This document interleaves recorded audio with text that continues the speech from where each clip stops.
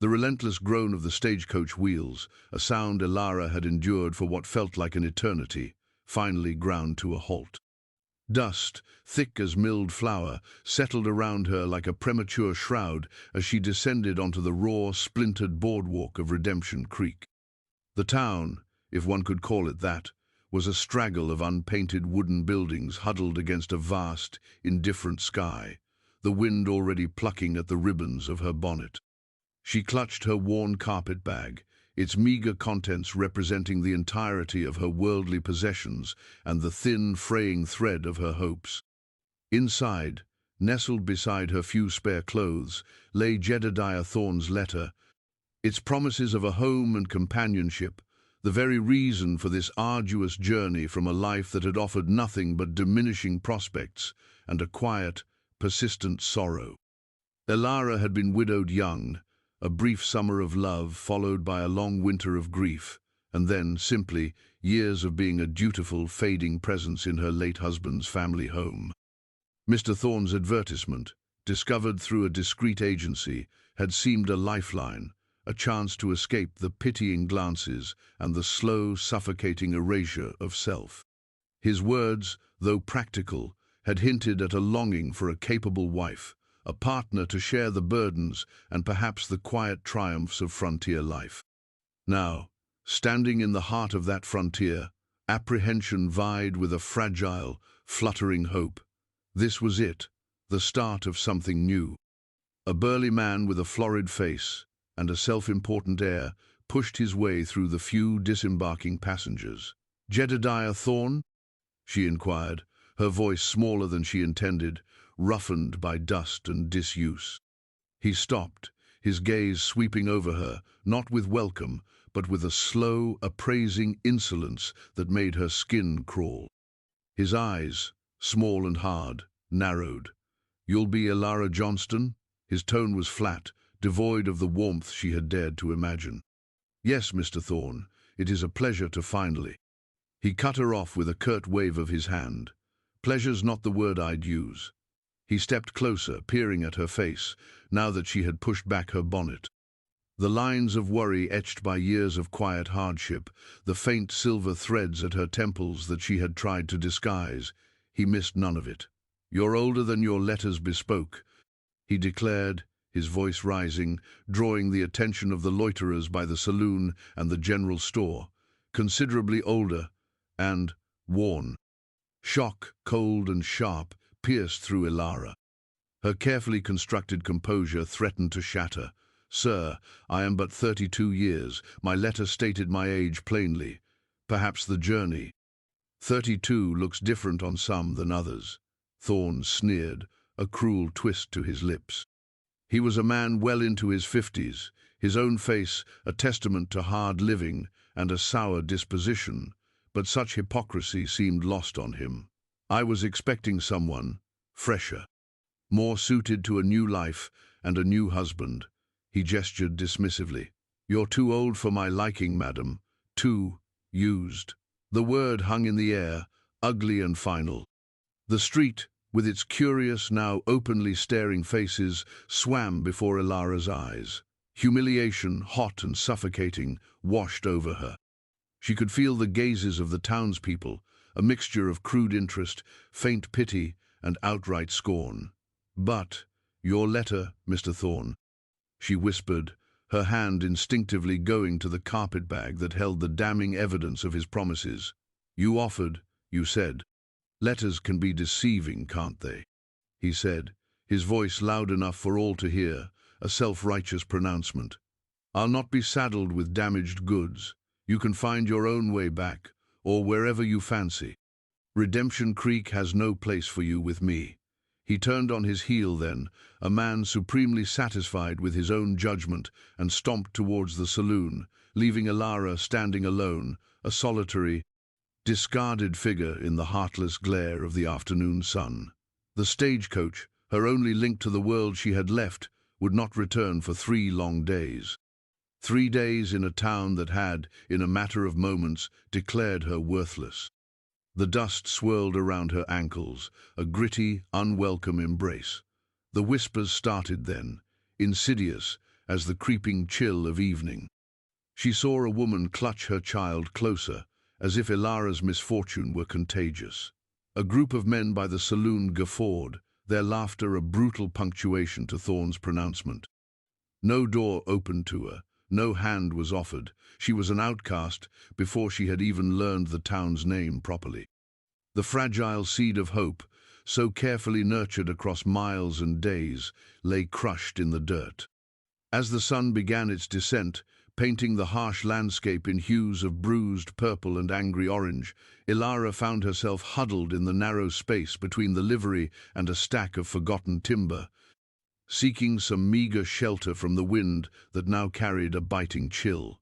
Hunger gnawed at her, a dull ache that mirrored the hollowness within.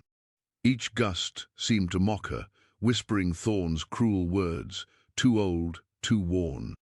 The vast, unyielding land stretched out around Redemption Creek, offering no comfort, only an expanse of desolation that mirrored her own. She had faced loss before, the profound grief of widowhood, but this public shaming, this utter rejection, felt like a different kind of death, a death of dignity, of possibility. A shadow fell over her. Ilara flinched, pulling her shawl tighter, expecting more scorn, perhaps a demand to move on even from this wretched refuge. She looked up to see a man, tall and lean, his features harsh in the fading light, his clothes plain and well-worn. He was not one of the town's jeering chorus. She hadn't seen him before. His eyes, though, were what held her. They were a startling grey, like a winter sky, and held no mockery, only a quiet, assessing depth. He simply stood there for a moment, observing her plight, his silence more unnerving than any shouted insult. Then he spoke, his voice a low rumble, as if unused to frequent speech. "You can't stay here. Night will be cold." It was not a question, but a statement of fact. He held out a bundle wrapped in cloth, a hunk of dark bread, and a piece of dried meat. Ilara stared at the offering, then at him, suspicion warring with the desperate pang of hunger. Who was this man? What did he want? After Thorne's cruelty, any unsolicited approach felt like a potential threat. Yet his gaze, though unsmiling, lacked the predatory gleam she had come to dread. There was something stoic, something fundamentally decent in his stillness. Perhaps he was an outcast too, in his own way. He had the look of a man who walked his own path, indifferent to the town's petty judgments. I have no money to pay you," she managed, her voice hoarse. "Ain't asking for payment," he said, his expression unchanging. He nudged the bundle slightly towards her. "Eat." The imperative was simple, devoid of expectation. Desperation, cold and sharp, finally overcame her fear. Her stomach cramped painfully. Slowly, hesitantly, she reached out and took the offering, her fingers brushing his calloused hand. A jolt, not unpleasant, passed through her. She nodded, a mute expression of thanks, unable to meet his eyes for long. He merely grunted, a sound that might have been acknowledgement, and then, to her surprise, turned and walked away, disappearing into the deepening twilight without another word, leaving her with the unexpected gift of sustenance and a sliver of bewildered gratitude.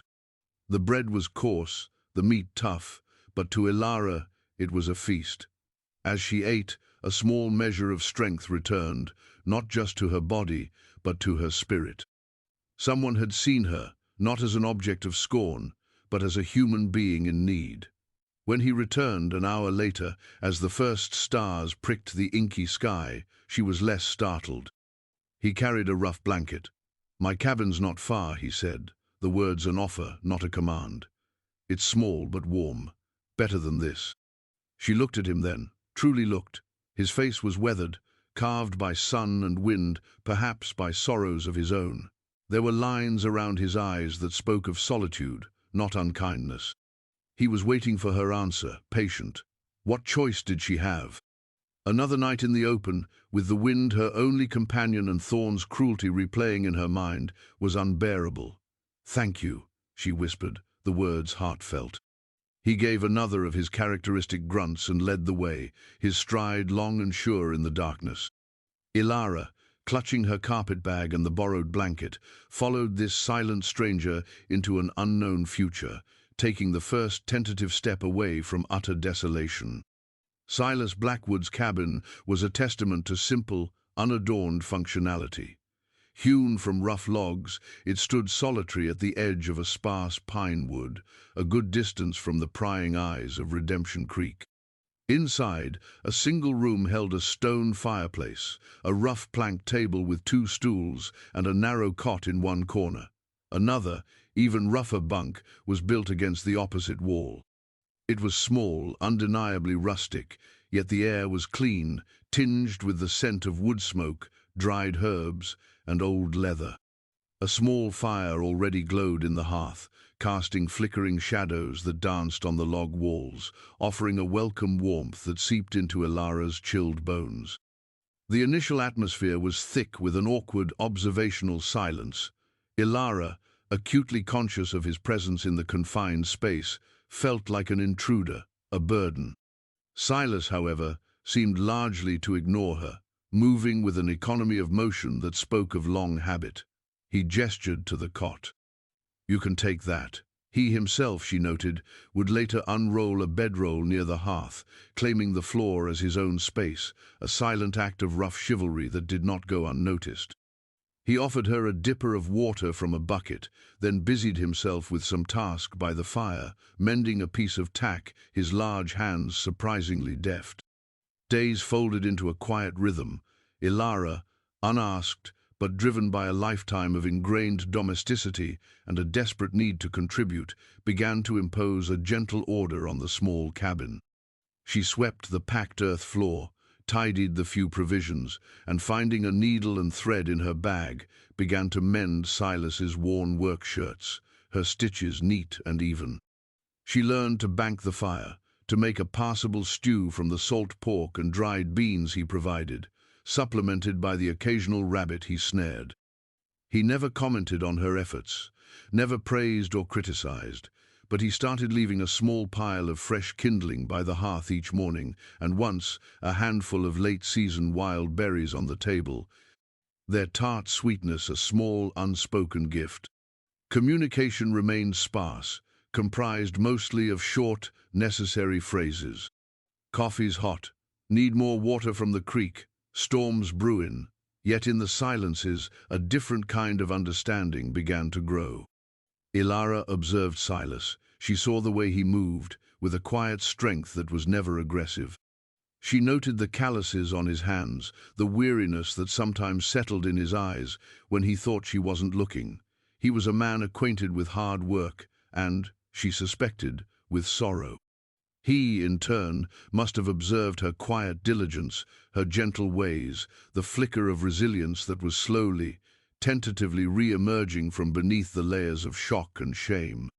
One evening, as a cold rain lashed against the cabin's sturdy roof, the enforced intimacy of their shared shelter seemed to loosen Silas's usual reticence. The fire crackled, a small beacon against the wildness outside. He had been staring into the flames, a familiar brooding expression on his face. "Why'd you come all this way, woman?" he asked, the question abrupt but not unkind. For a man like Thorn. Ilara hesitated. The shame of it was still a raw wound, but Silas's steady, non-judgmental gaze invited honesty. And so the words began to spill out. The story of her quiet, constricted life after her husband's death, the fading hope of ever having a home or family of her own, the allure of Thorn's promises. However stark they had been, she spoke of the journey, the brief, flickering hope, and then the crushing weight of his public rejection. She did not weep, but her voice was laden with the remembered pain. When she finished, a long silence stretched, broken only by the drumming rain and the crackle of the fire. Silas continued to stare into the flames. "Then," he said, his voice low, "know 'bout loss."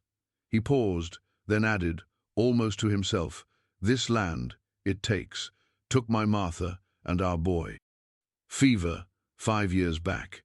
He didn't elaborate, But the starkness of the admission hung in the air, a shared grief that resonated with Ilara's own. He had not offered pity, but something far more valuable, a glimpse of his own vulnerability, a bridge of shared human experience across the chasm of their different sorrows. In that moment, the awkwardness between them lessened, replaced by a quiet, burgeoning empathy. He had given her shelter, and now he had given her a piece of his carefully guarded past. Trust, fragile as a new spring shoot, began to take root in the unlikely soil of Silas Blackwood's cabin. Weeks turned into a month, then 2. The harsh winds of early autumn gave way to the deeper chill of approaching winter, but inside Silas's cabin, a fragile normalcy had taken root, warming Ilara from the inside out. A quiet rhythm governed their days. Silas would leave at dawn for his work. Sometimes at a small, remote claim he worked sporadically, other times taking on odd jobs, smithing or mending, that Redemption Creek's more established tradesmen disdained. Ilara, in turn, tended their small haven. She had even, with Silas's gruff permission and his help in turning the stubborn soil, started a tiny, sheltered patch of late-season greens near the cabin door, a small act of faith in the future. The acute fear and shame that had initially consumed Ilara began to recede, replaced by a quiet sense of safety, even a tentative contentment. She found herself humming softly as she stirred the evening stew or mended Silas's heavy coat against the encroaching cold. His presence, once a source of apprehension, had become a steady, reassuring constant in her life.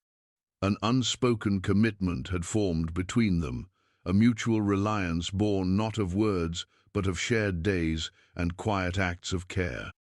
He never touched her, never spoke a word that could be misconstrued, yet his protection was a palpable thing, a shield against the harshness of the world outside their door. But the outside world could not be kept at bay forever. Redemption Creek, with its sharp eyes and sharper tongues, had not forgotten the woman Jedediah Thorne had so cruelly cast aside, nor had it failed to notice her continued presence in the vicinity, apparently under the roof of the reclusive Silas Blackwood. Whispers, like tumbleweeds, began to drift from the town towards their isolated cabin. Living in sin, some hissed. Shameless, others declared, conveniently forgetting their own complicity of silence when Ilara had been most vulnerable. Jedediah Thorne himself, his ego perhaps still smarting from the idea that his leavings had found refuge, was a particular source of this venom. He saw Ilara one day when she ventured cautiously into the general store for thread, her face calmer, a hint of color in her cheeks. The sight seemed to gall him. He made a point of sneering loudly to his companions about Blackwood's charity case, his words dripping with insinuation. Later, he had the audacity to approach Silas as he was loading supplies. "Heard you took in what I threw away, Blackwood." Thorne taunted, his voice laced with malice. "Getting soft in your old age?" Silas, who usually met such provocations with stony silence, merely fixed Thorne with a level gaze. "She's under my protection, Thorne," he stated, his voice quiet, but carrying a steel that made Thorne take an involuntary step back. "Best you remember that." The incident, however, did not end the talk. If anything, it fueled it. A delegation from the self-appointed town council, led by the pompous storekeeper and the circuit preacher who visited Redemption Creek once a month, even made the trek out to Silas's cabin. They spoke of propriety, of setting a moral example, their words cloaked in righteousness but carrying an unmistakable threat. "It ain't right, Blackwood," the preacher intoned, "a woman living under your roof, unmarried. It sets a bad tone for the community." Ilara, listening from inside the cabin, felt a cold dread creep over her. Were they to be driven out, their fragile peace shattered by the town's hypocrisy? But Silas stood firm before them, his stance unwavering. He listened to their pronouncements without comment, his face unreadable. When they had finished, he spoke, his words deliberate and clear, carrying to Ilara's ears. "Ilara Johnston is to be my wife," he declared, his voice devoid of any inflection that might betray it as a sudden invention. "The arrangements are being made." A collective gasp went through the small delegation. The preacher blinked, momentarily nonplussed. Ilara, hidden behind the rough-hewn door, felt her own breath catch. His wife? The words hung in the air, a shield thrown up against the town's judgment. Whether it was a pragmatic lie to protect her, or a statement of an intention she had not dared to guess at, she couldn't know. But in that moment, Silas Blackwood, the quiet, solitary man, had publicly bound himself to her fate, and a fierce, unexpected surge of gratitude and something akin to awe filled her heart. The delegation, their moral ammunition spent, mumbled a few awkward platitudes and retreated, their crusade momentarily thwarted. Thorn, however, was not so easily dissuaded. Silas's public declaration, rather than quelling the issue, seemed to enrage him further. His pride, already wounded, now festered into a venomous resentment. If he could not have Ilara, or rather, if he could not exercise his perceived right to discard her without consequence, then he would ensure that neither she nor Blackwood found peace. He began a campaign of petty harassments.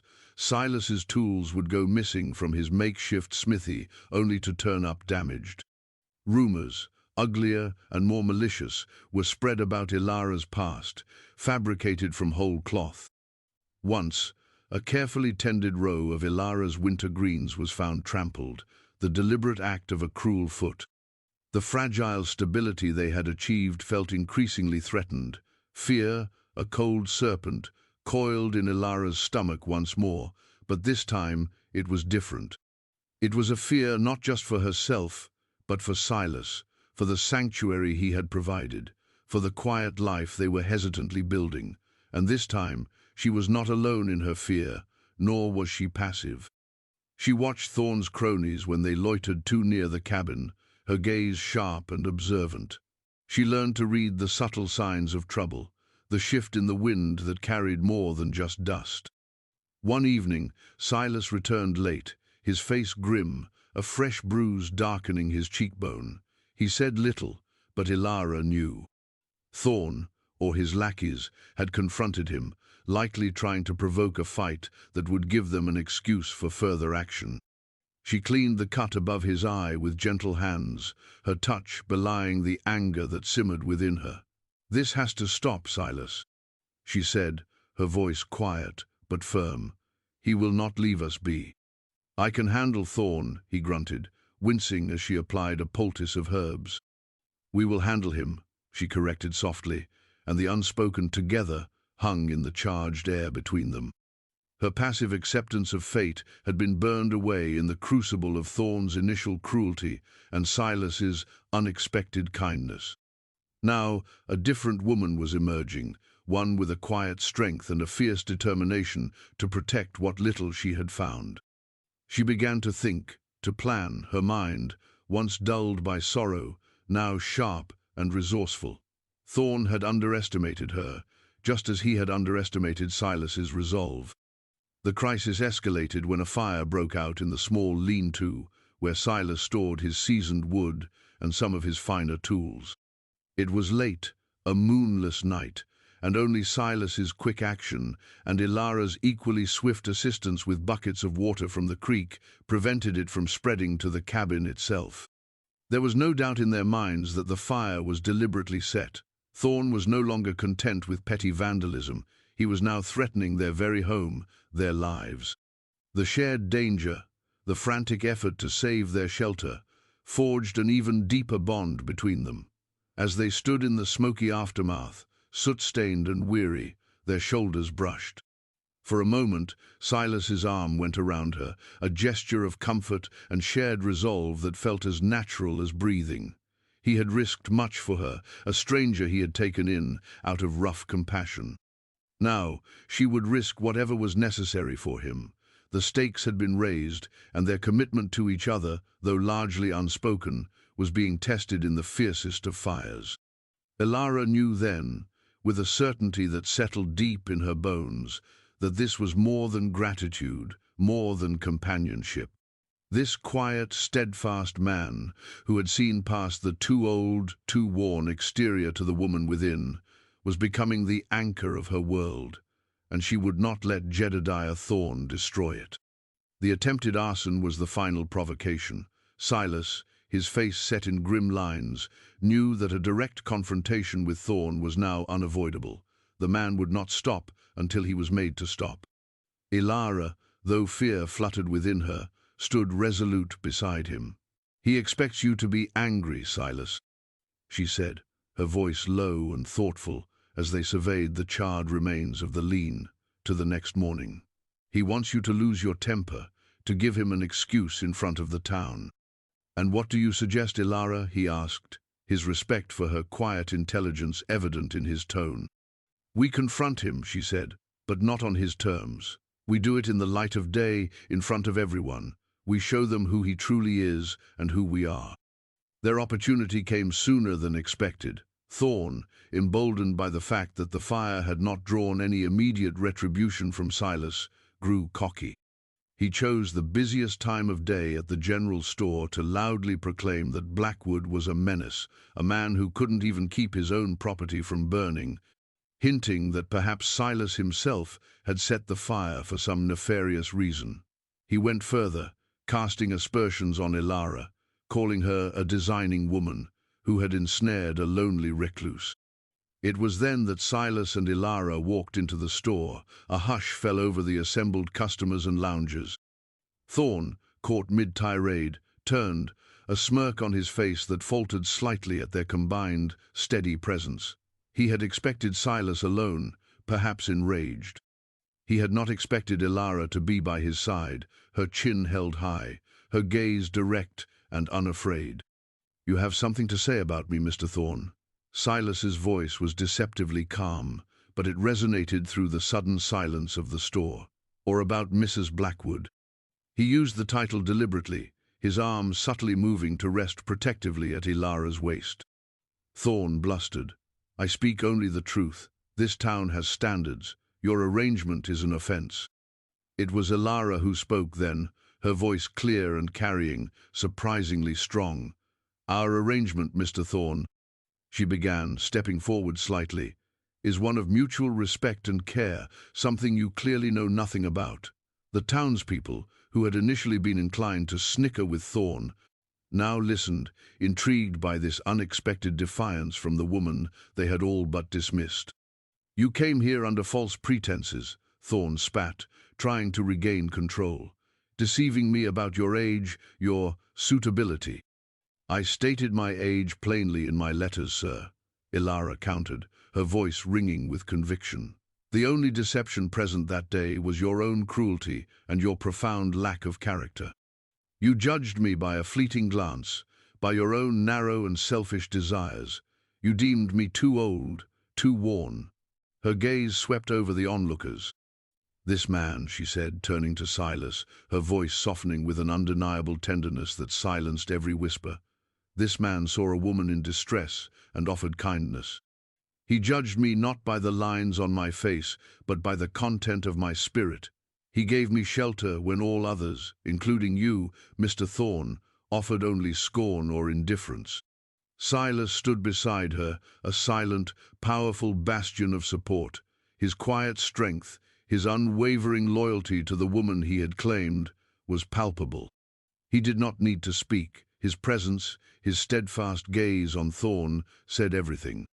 Thorne, faced with their united front and Ilara's articulate, impassioned defense, began to look less like a righteous accuser and more like a petty bully. Some of the townspeople, who had perhaps harbored their own doubts about Thorne's character, began to murmur amongst themselves. Mrs. Henderson, the storekeeper's wife, a woman known for her sharp tongue but fair mind, spoke up. "Jedediah Thorne, you've always been quick to judge and slow to kindness. Maybe it's time you looked at your own failings before pointing out specks in others' eyes." Another voice, a farmer who had dealings with Silas, added, "Blackwood's always been a straight shooter, and that fire at his place didn't seem like his doing." The tide of public opinion, so easily swayed by bluster, was beginning to turn. Thorne's face reddened with fury and embarrassment. He saw his power, built on intimidation and the town's passive acceptance, eroding before his eyes. He opened his mouth to retort, but the sheriff, who had entered quietly and observed the exchange, stepped forward. "Thorn," the sheriff said, his voice carrying authority, "I think you've said quite enough, and I'll be looking into that fire. Arson is a serious charge." Thorn, deflated and exposed, could only sputter, his threats turning to bluster, then to a sullen silence. He had been publicly challenged and found wanting. The moral stand taken by Ilara and Silas, their quiet dignity and evident devotion, had resonated more deeply with the community than Thorn's loud accusations ever could. They had not only defended their home and their honor, but they had also, in that small, dusty general store, begun to reshape the moral landscape of Redemption Creek. The confrontation in the general store marked a turning point. Jedediah Thorn, his malice exposed and his credibility shattered, found Redemption Creek suddenly less hospitable. The whispers now followed him, tinged with contempt. Within a week, his bluster spent and his influence diminished, he quietly sold his small, unproductive plot of land and departed on the eastbound stage, leaving behind only a residue of his bitterness.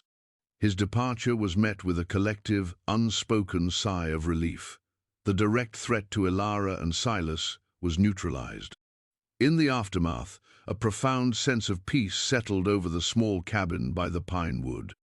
The charred remnants of the lean-to were cleared, and Silas, with Ilara's help, began to build a new, sturdier one. The act of rebuilding was symbolic, a physical manifestation of their shared resilience and their commitment to the life they were forging together. The cabin itself began to feel less like a temporary refuge and more like a permanent home. Ilara planted a small herb garden near the door, its fragrant leaves a promise of flavor and healing. Silas crafted a sturdy rocking chair for her, placing it by the hearth, an unspoken acknowledgement of her place in his life, in their home. The town's perception of them had irrevocably shifted. Silas Blackwood, once the reclusive outsider, was now seen as a man of quiet integrity and steadfast loyalty.